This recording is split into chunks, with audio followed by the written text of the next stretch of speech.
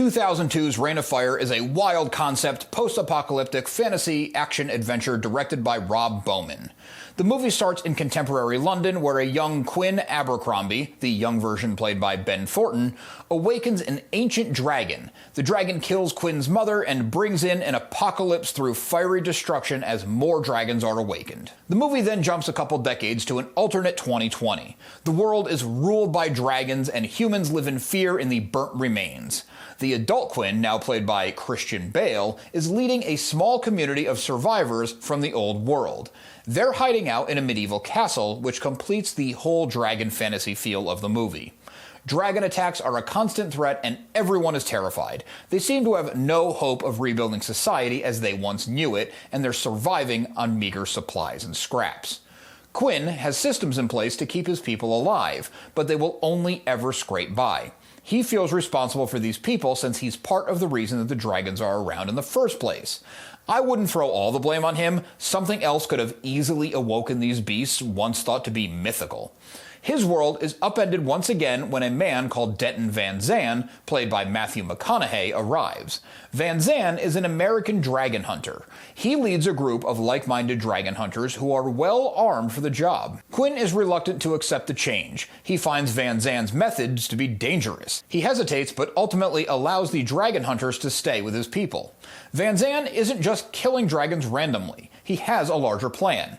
He wants to kill the alpha male dragon that is responsible for the breeding and birthing of even more dragons. He sees this as solving the problem rather than attacking individual dragons that would eventually just be replaced.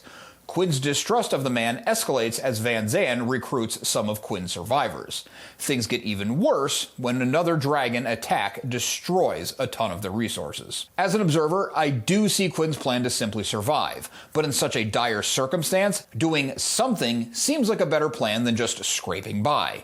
I wouldn't want to die a horrible fiery death, but I also wouldn't want to starve to death or become injured and lead to the death of my loved ones.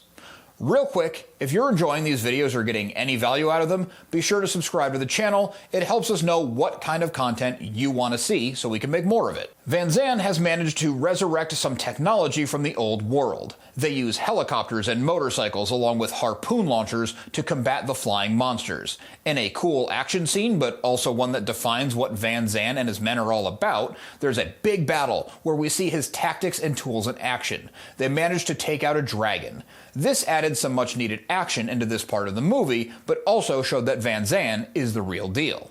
To contrast the excitement, there is the very real loss of human life in the process. Is this a war of attrition that the struggling humans can actually win? Of course, Quinn, Van Zan, and helicopter pilot Alex Jensen, played by Isabella Scorupco, get together to attack the Alpha. The dragons have made their lair in London, which belongs entirely to them now. The fantasy battle with the Alpha is cool and offers some interesting visuals with the touchstones of modern London present in the shots. Without diving too deep into spoilers, on the human side of things, even though this movie is 23 years old, it does end on a hopeful note where human ingenuity wins the day over the sheer strength of the dragons. I hadn't watched Reign of Fire in, it has to be at least 20 years. I remember it being cheesy, but interesting enough concept that it made it a fun ride. Adding in actors like Christian Bale, Matthew McConaughey, and 300's Gerard Butler adds that much more to the fun of it. It does not feel like something that Christian Bale would be doing. I remember a few scenes that gave a flood of memories when I rewatched it. The skydiving to bait the dragon scene is one that definitely stands out in my mind. I was 18, maybe 19 watching this with a group of friends late at night. We were also entertained by the over-the-top swings that the movie was taking. The fact that this movie leaned into being ridiculous actually makes it work in so many ways, because they did it in a way where they weren't laughing or making light of it, they were taking it very seriously. Of course, as a Star Wars fan, I loved the retelling of Star Wars as a bedtime story for some of the survivors. It was a nice pop culture reference and represents the old world trying to hang on. Simple pleasures like a space fantasy movie were not a thing that existed anymore, and to these humans, they couldn't envision a world where it ever would again. We all know Christian Bale is a talented but intense actor. He and McConaughey would actually stay in character all through shooting, and in between takes, they kept their characters' distrust and were always working each other up.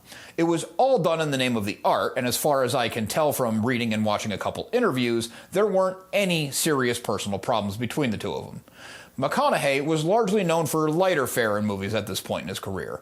Although Reign of Fire turned out to be more of a guilty pleasure watch than something spectacular, he took the role seriously. He packed on some muscle to give the audiences a new look at what he could be, and he also played the role as dramatically as possible. I've called the movie various levels of silly, ridiculous, unintentionally funny, things of that nature throughout this whole review.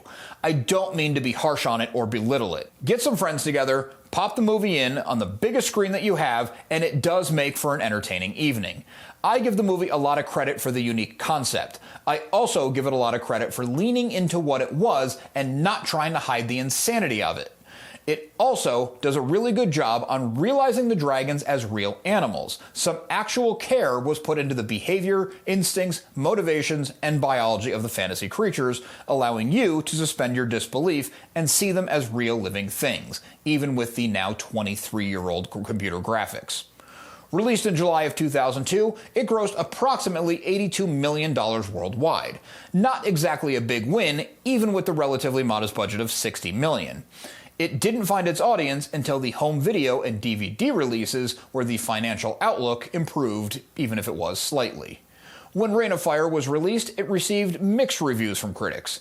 It was praised for a lot of the things that we already discussed here: imaginative concept, awesome visuals, and great performances. It received some criticism for not developing the characters enough and having uneven narration. The critique on the character development seems a silly one to me. A more modern equivalent would be saying that characters in King Kong vs. Godzilla or Transformers movies don't get enough development. No one's watching Reign of Fire for the deep human connections. They want to see dragons. It has a low Rotten Tomato score for those of you who, for whatever reason, still put any stock into that horrible website, but the movie found its audience in fans who understand what it was and judge it based on its own merit as a piece of popcorn entertainment. Is it the greatest movie you'll ever see? Absolutely not. Is it a fun one to put on with some friends? Definitely. If you're interested in a March Madness-style MCU bracket, check out this video next.